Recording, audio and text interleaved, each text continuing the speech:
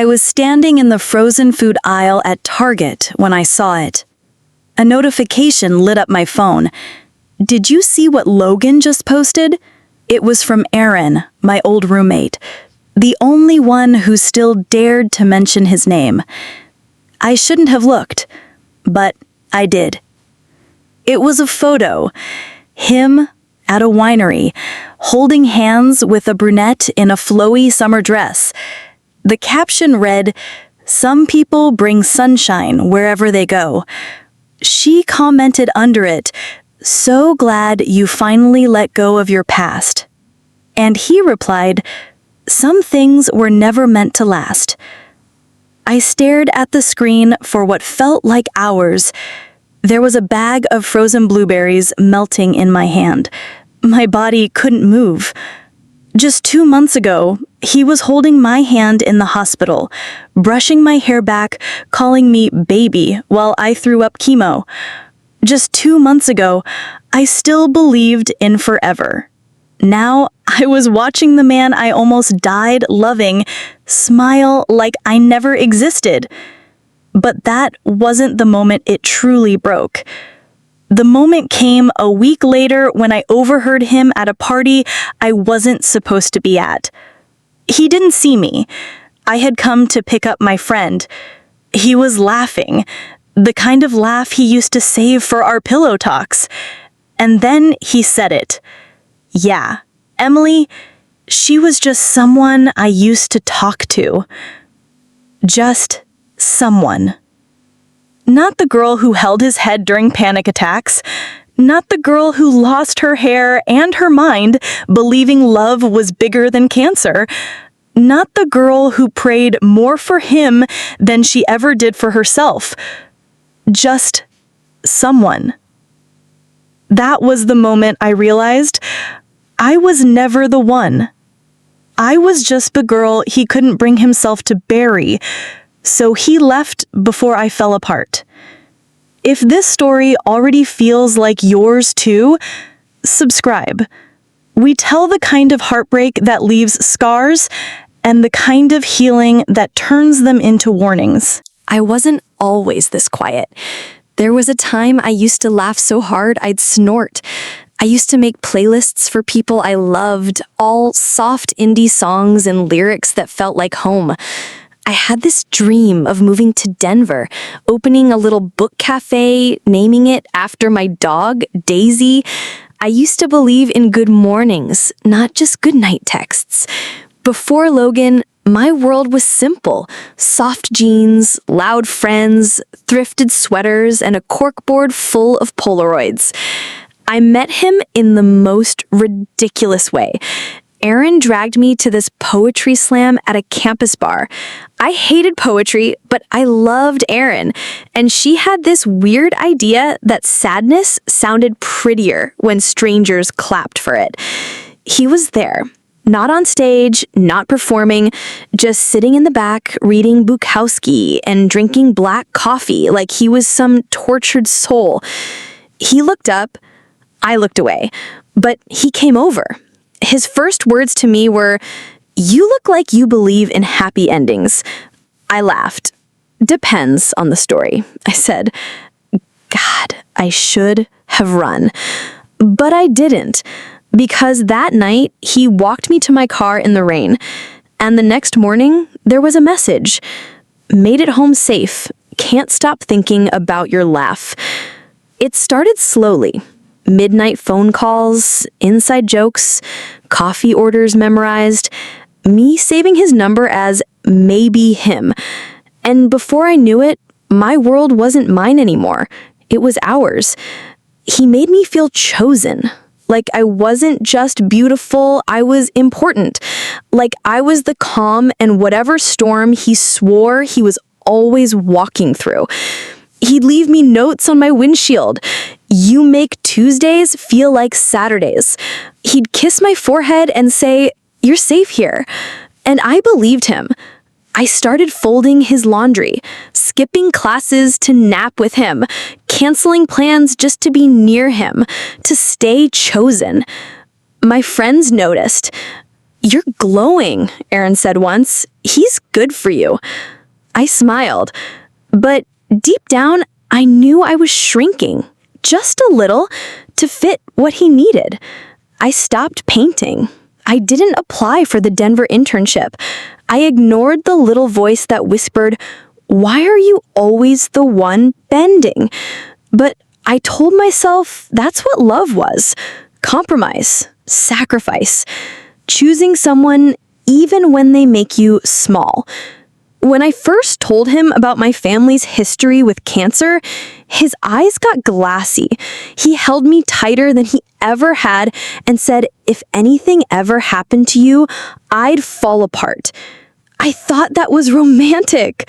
I thought it meant he loved me more than anyone ever could. I didn't realize it was a warning, because when anything did happen, he didn't fall apart. He just walked away. But back then, I didn't see the cracks. I was too busy building a life around a man who never asked me to. Too busy proving I could love him enough for the both of us.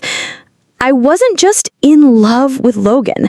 I was building forever with a man who was only ever borrowing time. Too busy proving I could love him enough for the both of us.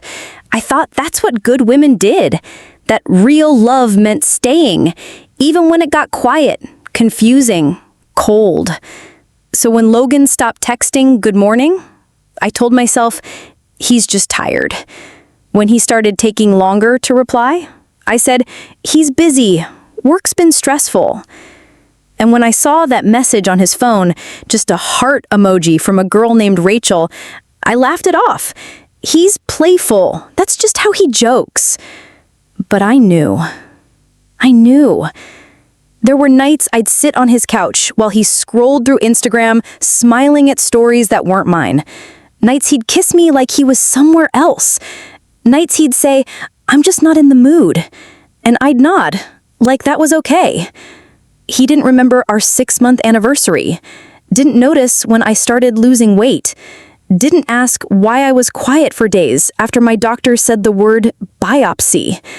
But I still showed up, still made playlists for our road trips, still wore the hoodie he left at my place like it was armor, still answered, "I'm fine," when my heart was screaming, "Please see me."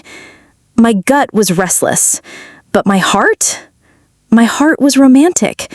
It whispered things like, "He's just scared.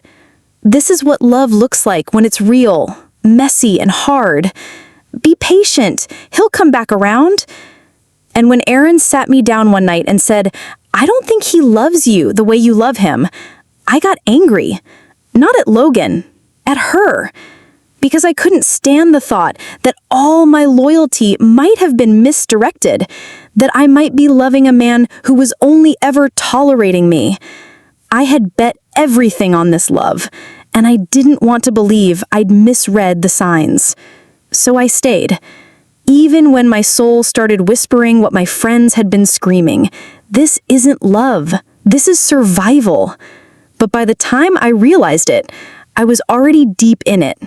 Deep in the fantasy I built out of scraps he gave me, wearing his name like a badge, begging my own body to stop reacting to the truth it already knew.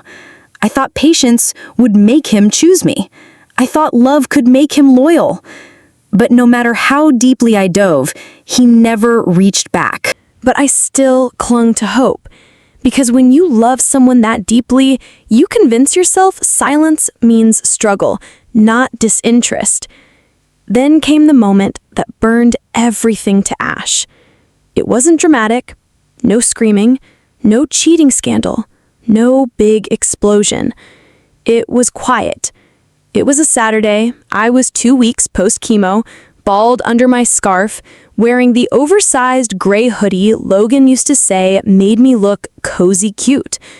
I went to pick up Erin from a birthday party. I didn't want to go in. I looked tired, pale, but she was tipsy and needed help finding her jacket, so I stepped inside. That's when I heard it. Logan's voice. I froze. He was on the patio, surrounded by a group of people I didn't know, laughing, confident. Not the man who used to cry on my bathroom floor.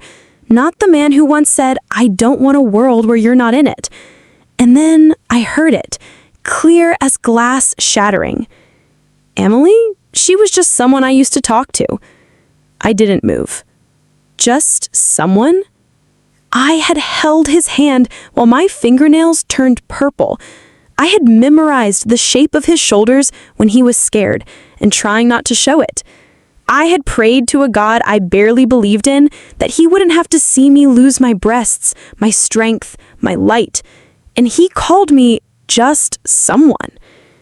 My body didn't react the way I expected. No tears, no shaking, just stillness. Like grief was setting the table for a meal I didn't want to eat. I walked out quietly. Aaron followed, worried. I just kept saying, "It's fine, I'm okay." But I wasn't. The next day, I texted him. "Didn't realize you were at Jenna's party. Hope it was fun." He replied 4 hours later, "Yeah, it was cool. Didn't know you were there too." No apology, no explanation, just detachment. So I asked, "Someone told me what you said about me, about being just someone." No reply. 12 hours passed. Then he sent this. I didn't mean it like that. I was just trying to keep things simple. No drama. Simple. He wanted to erase me neatly. I stared at the screen, the nausea rising, and not from treatment, from disbelief. This man had told me I was his light, that if anything ever happened to me, he'd fall apart. But the moment things did fall apart, he vanished. He wasn't my rock through cancer. He was the escape artist, slipping out quietly before the pain got messy. I remember lying in bed that night, the moonlight hitting the corner of the room just right. My chest hurt, not from chemo, but from the realization that I was grieving someone who was still alive. He wasn't dead. He was just done. With me, with us, with the version of love that required endurance. I kept thinking, if I had stayed healthy, would he still be here? If my hair hadn't fallen out, if my body hadn't changed, if I hadn't gotten sick, would I still be the girl he wanted? And that thought, that question, that poison, it stayed with me longer than the cancer ever did. I scrolled through our messages for days, searching for signs, for lies, for the place where he stopped seeing me as his future and started seeing me as a burden. But there's never a clear line. It just fades. Love fades. And when it does, it's quiet. It's him laughing at a party while you try to breathe in the parking lot. It's him saying, "It's not that deep," when it was your everything. It's hearing your name said with indifference by the person who once whispered it like a vow. And that's when it finally clicked. He didn't leave because he couldn't watch me fall apart. He left because he didn't want to be seen with someone who already had. And after that, I wasn't me anymore. I stopped answering texts, stopped brushing my hair, what little was left of it. I'd lie in bed until 3 p.m., pretending to sleep just so I wouldn't have to explain myself. My phone became both my weapon and my wound. I'd scroll through his new life like I was studying the woman he could love. Her tan, her long dark hair, her carefree captions. She looked like summer, and I looked like survival. I watched as she posted photos in the same places he once took me. Same cabin, same coffee shop, even the same stupid caption, "My safe place." I wanted to scream, "You said that about me!" But I didn't. I just turned the phone off, buried it under a pillow, and let the silence wash over me. My friends tried. Aaron dropped off soups and cookies. Madison sent me playlists and notes that said, "You're still here. That's enough." But I couldn't respond because I didn't know who they were trying to reach. The Emily they loved, she didn't exist anymore. She was last seen laughing on Logan's couch, wrapped in a blanket, sipping tea, and calling herself Lucky. The girl who believed love was sacred, the girl who believed forever was a promise, gone. Now I was just this, a ghost version of myself, brittle, tired, quiet. I would sit at the edge of my bed and stare at the wall for hours, replaying everything. His laugh, his forehead kisses, the night he cried and said, "Don't ever leave me, okay?"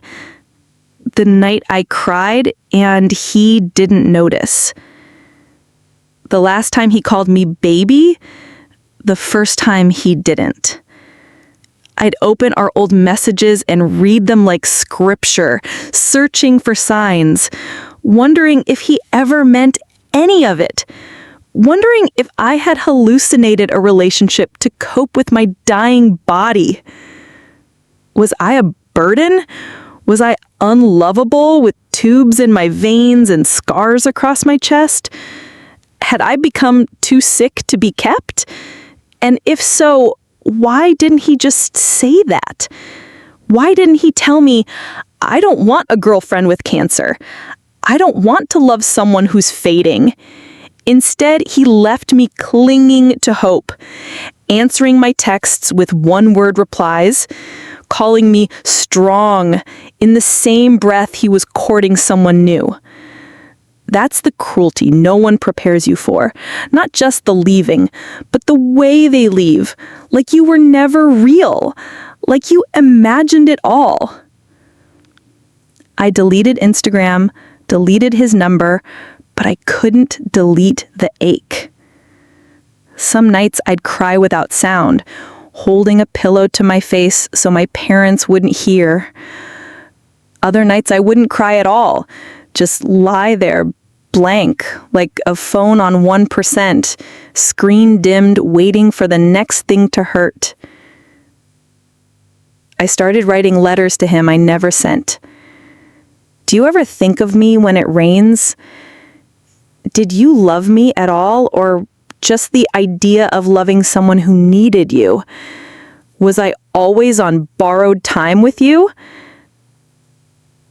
The worst part? Even after everything, I still missed him. I missed the way he'd tuck my feet under his on cold nights, the way he knew the exact spot on my shoulder to press when I had anxiety, the way he made me believe for a moment that I was someone worth staying for. I missed the version of me who felt safe beside him. But she was gone.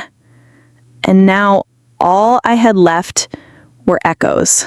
Until one day, the echo stopped. It was a Tuesday. Ordinary, cruel in its simplicity. I hadn't checked his profile in weeks, but that morning I did. There it was, a video. Him and her, dancing in a kitchen that looked eerily like mine. Laughing, spinning, her in his hoodie, the same one I once bled on during chemo, and washed carefully with lavender detergent because he said that scent reminded me of him. The caption read, "Turns out love really is simple. You just have to pick the right person." Simple. Like I was complicated. Like cancer was drama. Like I was the wrong person for daring to need too much. I closed the app, but the pain didn't hit this time.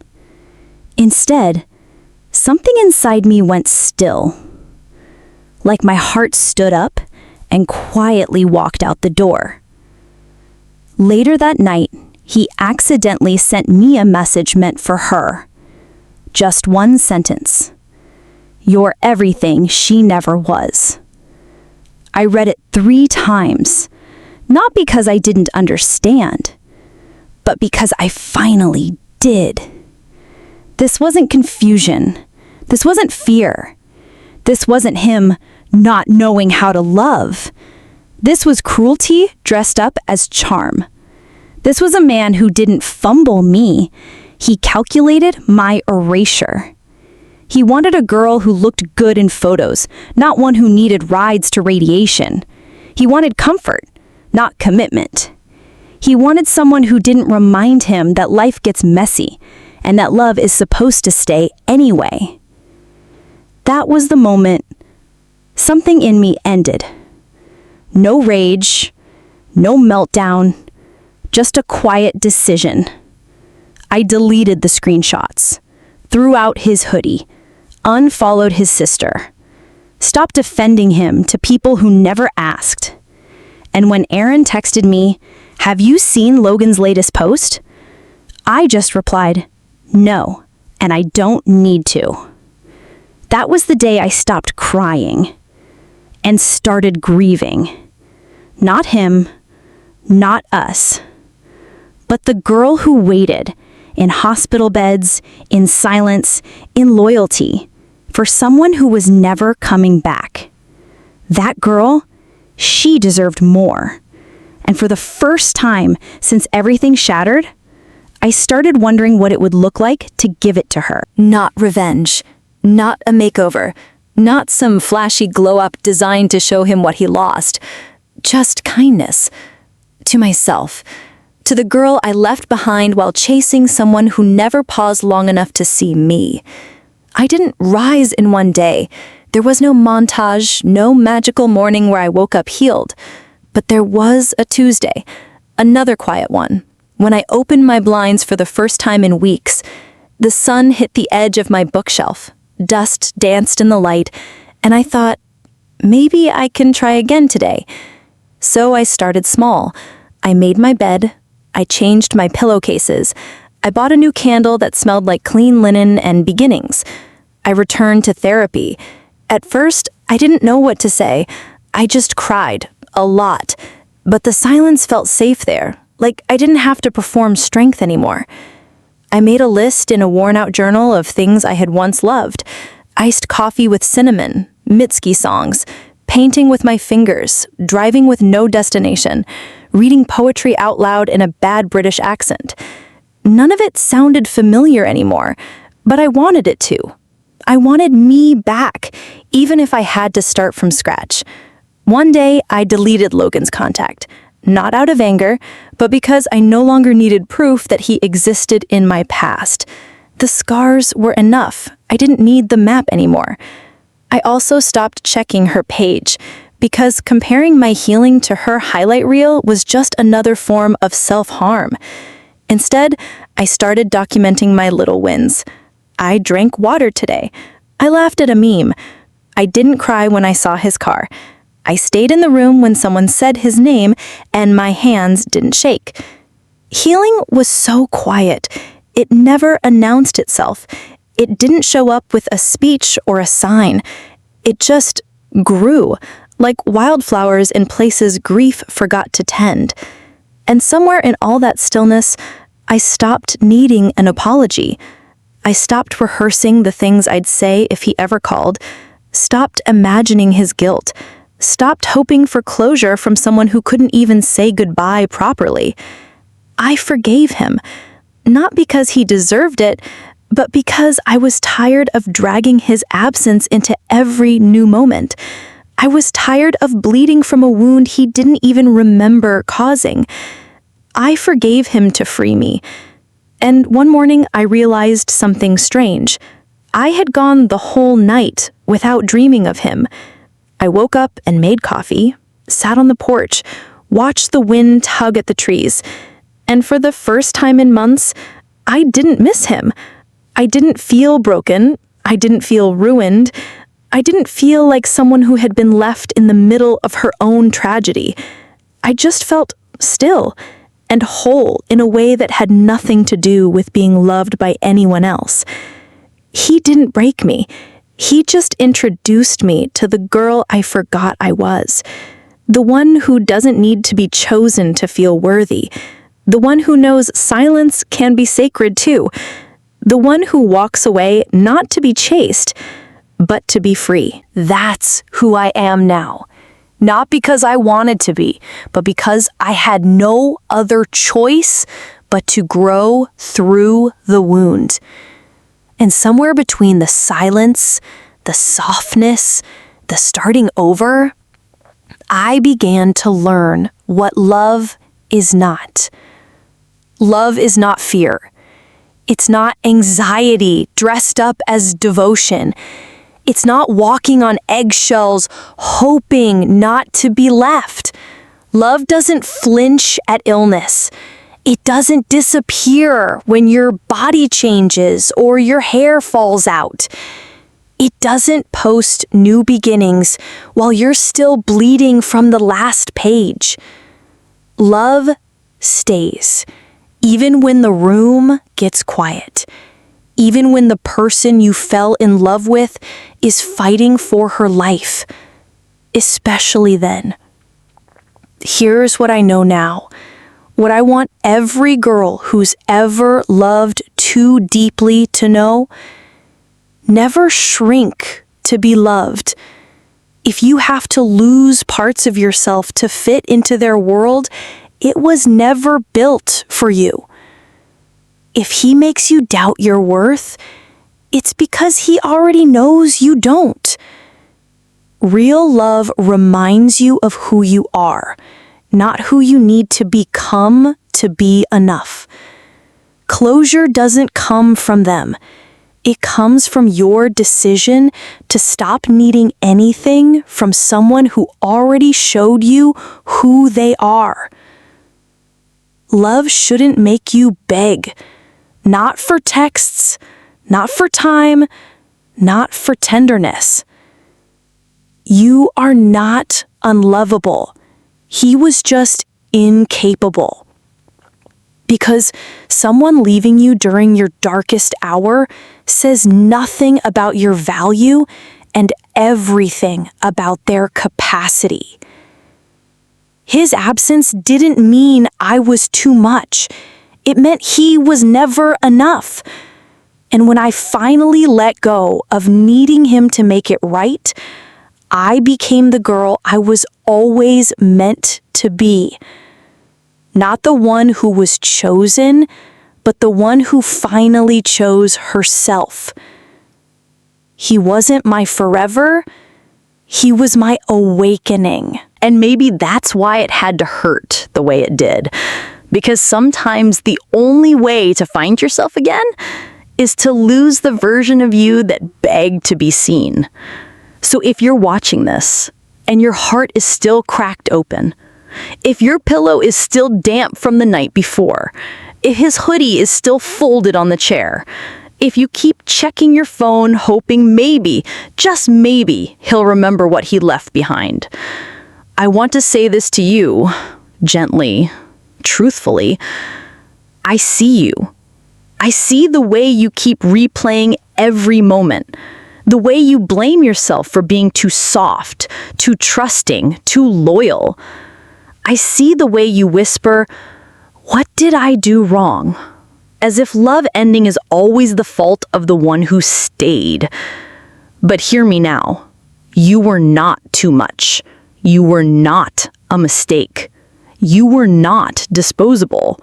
You were just too real for someone who only knew how to love halfway. You will laugh again. You will trust again. You will be loved again, and this time, fully. The kind of love that doesn't flinch when life gets messy. The kind that stays through sickness and softness and silence. The kind you've always deserved. So if any part of this story felt like yours, if you loved someone who didn't love you back, right? Type this in the comments. Still soft, still strong. Because you are. You made it here. And that means you're already healing. Even if it doesn't feel like it yet.